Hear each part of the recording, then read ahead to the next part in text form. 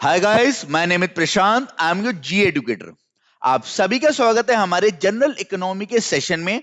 आज के सेशन में हम बैंकिंग एंड फाइनेंशियल अवेयरनेस के टॉपिक से एमसीक्यू करेंगे प्रधानमंत्री जनधन योजना के। प्रधानमंत्री जनधन योजना से हमारे एग्जामिनेशन में काफी क्वेश्चन पूछे जाते हैं और प्रधानमंत्री जनधन योजना में अभी हाल ही में कुछ अपडेशन भी हुआ है। तो किस प्रकार के क्वेश्चन पूछे जाते हैं और क्या-क्या अपडेट हुआ है वो हम इस सेशन में जानेंगे। आइए स्टार्ट करते हैं और देखते हैं। तो पहला क्वेश्चन है आपके सामने, व्हाट इज प्रधानमंत्री जनधन योजना। प्रधानमंत्री जनधन योजना क्या है? ऑप्शन में है a crop scheme is in the line with one nation one scheme theme, a nation wide scheme launch by the government of India to ensure financial inclusion of every individual who does not have a bank account in India, an initiative by the government of India in which all farmers will get up to rupees 6,000 per year as minimum income support.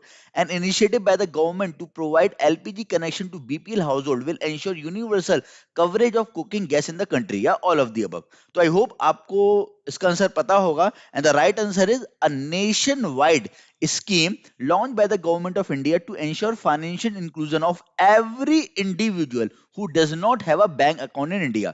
तो इस scheme को जो launch किया गया था financial inclusion के objective के तहत किया गया था। फाइनेंशियल इंक्लूजन को हिंदी में बोलते हैं वित्तीय समावेशन, यानी जन जन तक बैंकिंग सुविधा प्रोवाइड करना, हर किसी को बैंकिंग सर्विसेज प्रोवाइड करना और सभी को, जितने भी लोग कंट्री के अंदर हैं, उन्हें बैंकिंग सेवाओं से जोड़ना। तो बैंकिंग किंग प्रोवाइड करने के लिए, लोगों को बैंकों से जोड़ने के लिए इस स्कीम को लॉन्च किया गया था। क्लियर? अगला question, which document required to open an account under Pradhan Mantri Jan Dhan योजना। निम्नलिखित में से कौन सा डॉक्यूमेंट लगता है प्रधानमंत्री जनधन योजना अकाउंट खुलवाने में? तो आपका the passport, driving licence, permanent account number, voter ID card, voter ID issued by election commission of India, या एनी ऑफ द अबव। तो इसका सही जवाब होगा एनी ऑफ द अबव। आपका निम्नलिखित में से कोई भी डॉक्यूमेंट हो, आप एक डॉक्यूमेंट लेके जाइए, अपना केवाईसी कराइए, नो योर कस्टमर, और जब आपका केवाईसी हो जाएगा तो आपका वहां पर कौन सा अकाउंट खुल जाएगा? वहां पर आपका प्रधानमंत्री जनधन योजना के तहत सेविंग अकाउंट खुल जाएगा। जनरली देखिए, जो अकाउंट होते हैं दो तरीके के होते हैं, एक सेविंग अकाउंट होता है, एक करंट अकाउंट होता है। बट प्रधानमंत्री जनधन योजना में जो आपका जो अकाउंट खुलेगा वो सेविंग अकाउंट खुलेगा, यानी बचत खाता। अब ये जो आपका अकाउंट होगा ये जीरो बैलेंस अकाउंट होगा। ठीक है, यानी इसमें मिनिमम आपको कोई भी अमाउंट मेंटेन करने की आवश्यकता नहीं है। कई अकाउंट ऐसे होते हैं जिसमें आपको मिनिमम अमाउंट मेंटेन करना होता है। अगर आप वो मिनिमम अमाउंट मेंटेन नहीं करते हैं तो आपके ऊपर पेनल्टी लग जाती है। बट इसमें ऐसा नहीं होगा। इसमें ये एक फीचर ऐसा है कि जीरो बैलेंस अकाउंट है, इसे स्टूडेंट है या कोई जॉब पर्सन है या कोई भी खुलवा सकता है।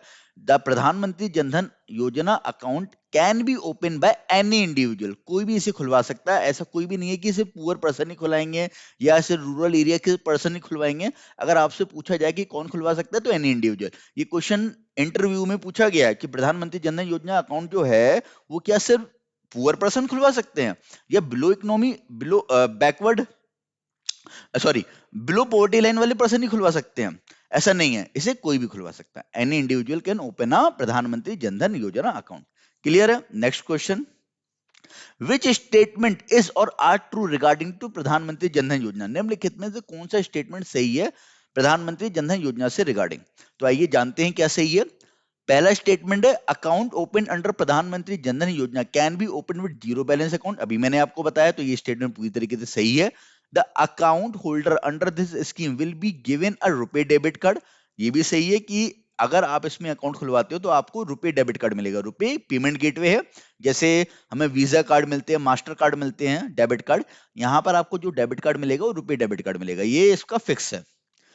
Which can be use cross all ATM for cash withdrawal. तो ये जो आपका रुपे डेबिट कार्ड होगा जो प्रधानमंत्री जनधन योजना के तहत मिलेगा, आप पूरे भारत में आप इसे कहीं भी यूज कर सकते हैं। ठीक है। An individual can consider opening an account at any financial institution. ऐसा नहीं है, सिर्फ जितने भी भारत में बैंक हैं, चाहे वो सरकारी बैंक हो, पब्लिक सेक्टर बैंक हो, चाहे आपके प्राइवेट बैंक्स हो, चाहे आपके रीजनल रूरल बैंक्स हो, चाहे कोऑपरेटिव बैंक्स हो, तो जितने भी बैंक्स होंगे, ये जो आपका अकाउंट खुलेगा वो सारे बैंकों में ही खुलेगा। ऐसा नहीं है कि किसी भी फाइनेंशियल इंस्टीट्यूशन में खुल जाए। फाइनेंशियल इंस्टीट्यूशन में आपके एनबीएफसीज भी आ जाते हैं, नॉन बैंकिंग फाइनेंशियल कंपनीज, यानी ऐसी कंपनी जो बैंक नहीं है but they are doing a banking business, जैसे मुथूट फाइनेंस है या मणिपुरम गोल्ड लोन है। तो यहाँ पर आपके अकाउंट नहीं खुलेंगे प्रधानमंत्री जनधन योजना, तो ये सिर्फ आपके बैंकों में ही खुलेंगे। तो यानी इसका जो सही जवाब है वो क्या है, both A and B. Clear? Next, what is the slogan of this scheme? इस स्कीम का स्लोगन क्या है? इस स्कीम का स्लोगन है मेरा खाता भाग्य विधाता। ये क्वेश्चन पूछा गया है, बहुत इंपॉर्टेंट है। What is the slogan? तो स्लोगन है मेरा खाता भाग्य विधाता। Clear? This mean that my account is my God. Okay, next question, the account holder under this scheme can avail an overdraft facility up to. अब यहां पर थोड़ी ध्यान देने वाली बात यह है कि मैंने आपको क्या बताया कि प्रधानमंत्री जनधन योजना जो है ये एक यहां पर आपका सेविंग अकाउंट खुलता है। ओके, अब यहां बोल रहे हैं कि इस अकाउंट में ओवरड्राफ्ट की फैसिलिटी भी है। अब ये जो ओवरड्राफ्ट की फैसिलिटी होती है ये सिर्फ only for current account holders, only for current account holders, current account holders के लिए ही होती है। क्लियर? करंट अकाउंट होल्डर्स कौन होते हैं? जो बिजनेस पर्सन होते हैं उन्हीं को हम करंट अकाउंट होल्डर्स बोलते हैं। ठीक है, जो बिजनेस पर्सन होते हैं अपनी फर्म के नाम पे अकाउंट खुलवाते हैं, तो करंट अकाउंट होल्डर्स को ही ओवरड्राफ्ट की फैसिलिटी मिलती है। अभी ओवरड्राफ्ट की फैसिलिटी क्या है? ओवरड्राफ्ट की फैसिलिटी में क्या होता है कि मान लीजिए आपका आपका मिनिमम बैलेंस है 1,000 रुपए और आपको नीड है 10,000 रुपए की, तो आप बैंक से लोन ले सकते हो। Overdraft is a short term loan, एक तरीके का शॉर्ट टर्म लोन होता है। ठीक है, शॉर्ट टर्म लोन होता है, तो बैंक आपको 9,000 रुपए क्या दे देगी? 9,000 रुपए आपको ओवरड्राफ्ट दे देगी। ठीक है, यानी बैलेंस कम हो गया है, बैलेंस आपका 1,000 है और आपको नीड है 10,000 की, तो आपको 9,000 रुपए ओवरड्राफ्ट दे दिए। तो ये फैसिलिटी करंट अकाउंट होल्डर्स की होती है कि अगर उनके अकाउंट में पैसे खत्म हो जाते हैं, उन्हें अर्जेंटली फंड की आवश्यकता होती है, तो बैंक उन्हें पैसा दे देता है ओवरड्राफ्ट। वो उनकी गुडविल की बेसिस पे, या अगर उन्हें ज्यादा लोन चाहिए ओवरड्राफ्ट में भी, तो वो कुछ ना कुछ गिरवी रखते हैं। ठीक है, तो ओवरड्राफ्ट जो मिलता है एक तरीके का शॉर्ट टर्म लोन है, जो गुडविल और आपकी जो भी आपने सिक्योरिटी रखी है उसके बेसिस पे मिल जाता है। ठीक है, अब प्रधानमंत्री जनधन योजना एक सेविंग अकाउंट है। सेविंग अकाउंट होल्डर्स को ओवरड्राफ्ट की फैसिलिटी नहीं होती है। ये क्वेश्चन आया भी है, इंटरव्यू में पूछा गया है कि प्रधानमंत्री जनधन योजना के तहत सेविंग अकाउंट होल्डर्स को ही ओवरड्राफ्ट की फैसिलिटी दी जा रही है। ठीक है, क्वेश्चन ये आया था कि सेविंग अकाउंट होल्डर्स को क्या ओवरड्राफ्ट की फैसिलिटी होती है? सेविंग अकाउंट होल्डर्स को ओवरड्राफ्ट की फैसिलिटी नहीं मिलती है। एक्सेप्शन है प्रधानमंत्री जनधन योजना, जहां पर सेविंग अकाउंट होल्डर्स को ओवरड्राफ्ट की फैसिलिटी मिल रही है। ठीक है, यानी अगर इनका बैलेंस खत्म हो गया, जीरो हो गया और इन्हें फंड की आवश्यकता है, तो वो एक्स्ट्रा पैसा एक तरीके से शॉर्ट टर्म लोन ले सकते हैं। और वो कितने तक का ले सकते हैं? वो 10,000 रुपए तक का ले सकते हैं। पहले जब ये स्कीम इंट्रोड्यूस की गई थी, ये स्कीम जो इंट्रोड्यूस की गई थी प्रधानमंत्री जनधन योजना, इस स्कीम को इंट्रोड्यूस किया गया था 28 अगस्त 2014 में। और जब इस स्कीम को इंट्रोड्यूस किया गया था, तब ओवरड्राफ्ट की जो लिमिट थी, वो 5,000 थी। ठीक है, और इसे अभी बाद में 2018 में इसे बढ़ा के 10,000 कर दी गई। क्लियर? आई होप आपको ये समझ आ गया होगा। Next, the account holder under this scheme will get an accidental insurance cover of how much amount. तो अगर आप प्रधानमंत्री जनधन योजना के अंदर अकाउंट खुलवाओगे तो आपको एक्सीडेंटल इंश्योरेंस भी मिलेगा। जनरली क्या होता है कि जब हम अपना एक्सीडेंशियल इंश्योरेंस कराते हैं किसी इंश्योरेंस कंपनी में, तो हमें एक प्रीमियम अमाउंट पे करनी पड़ती है। जब भी आप कोई भी अपना इंश्योरेंस कराओगे तो हमें एक प्रीमियम अमाउंट पे करनी पड़ती है फॉर इंश्योरेंस। ठीक है, मान लीजिए अगर आपने 2 लाख का एक्सीडेंटल इंश्योरेंस करा रखा है, एक्सीडेंटल इंश्योरेंस अपना कराया है, तो इस एक्सीडेंटल इंश्योरेंस में आपको जो प्रीमियम पे करना पड़ेगा वो आपको सालाना सालाना 500 रुपए करना पड़ेगा।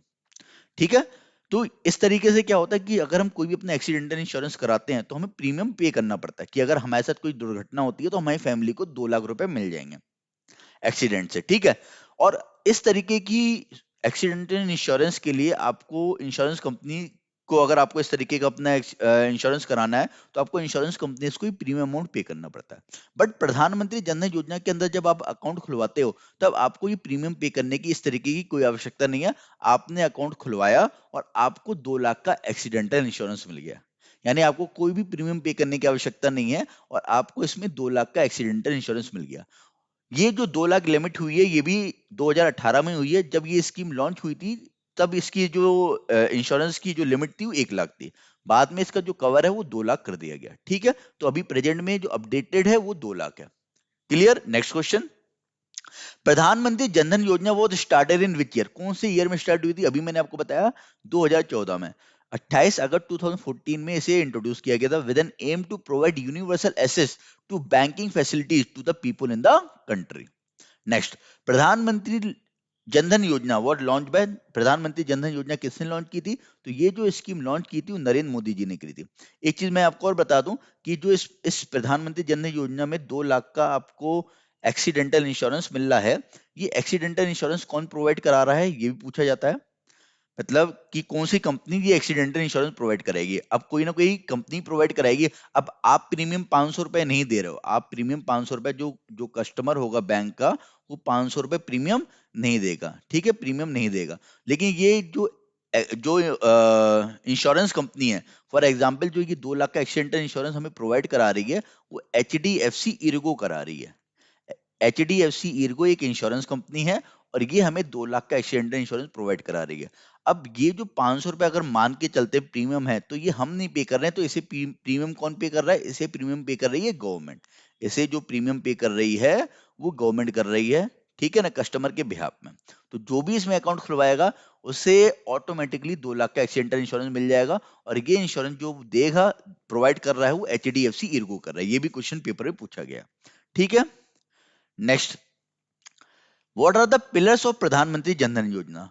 तो ऑप्शन में universal access to banking services, financial literacy programme, micro insurance, pension scheme for unorganise sector, या ऑल ऑफ दी अबव। तो इसका सही जवाब क्या है? All of the above. तो यही इसके पिलर्स हैं कि universal access of banking services का सबको, फाइनेंशियल लिटरेसी सबको प्रोवाइड की जाए कि जितने ज्यादा अकाउंट खुलेंगे उतना ज्यादा पैसा बैंकों में आएगा, और जब बैंकों में ज्यादा पैसा आएगा तो बैंक भी क्या करेंगे, ज्यादा से ज्यादा लोगों को लोन देंगे, तो मार्केट में जो लिक्विडिटी है, मनी का जो सर्कुलेशन है वो बढ़ेगा। माइक्रो इंश्योरेंस 2 लाख का जो इंश्योरेंस प्रोवाइड कर रही है। Pension scheme for unorganise sector, pension scheme भी प्रोवाइड कर रही है। देखो पेंशन की जो स्कीम है वो अटल पेंशन योजना के तहत कर रही है।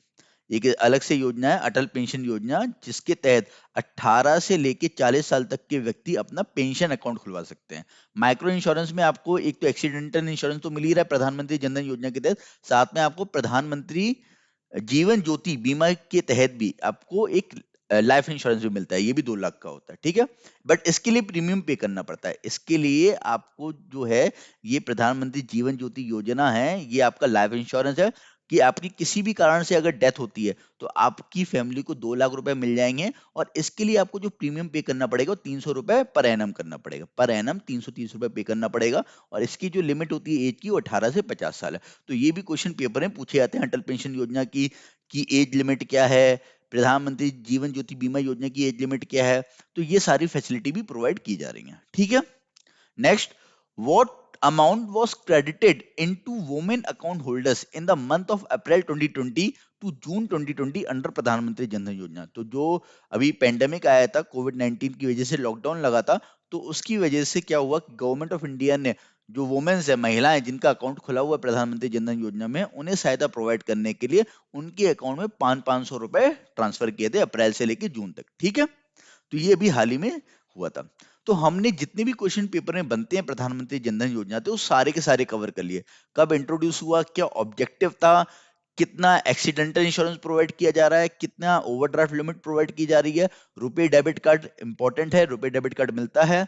और एक चीज और है कि जो जिन स्टार्टिंग में गवर्नमेंट ऑफ इंडिया ने ये भी अनाउंस किया था कि 2014 में जब ये स्कीम लॉन्च हुई थी, उन्होंने ये अनाउंस किया था कि जो भी, if anyone can open a account up to 26 January 2015, जिन्होंने 26 जनवरी 2015 तक अकाउंट खुलवा लिया होगा, उनके लिए 30,000 का लाइफ इंश्योरेंस भी है। उन्हें 30,000 का लाइफ इंश्योरेंस भी मिला है कि अगर उनकी किसी भी प्रकार से डेथ होती है तो उनकी फैमिली को 30,000 रुपए मिल जाएंगे। इसके लिए भी कोई भी प्रीमियम अमाउंट देने की आवश्यकता नहीं है। तो ये 30,000 वाला भी एक क्वेश्चन पूछ लिया जाता है कि इसमें जो लाइफ इंश्योरेंस मिलता है वो कितना मिलता है, वो 30,000 मिलता है। और ये जो लाइफ इंश्योरेंस वाली फैसिलिटी है ये उनके लिए है जिन्होंने 26 जनवरी 2015 तक अकाउंट खुलवा लिया।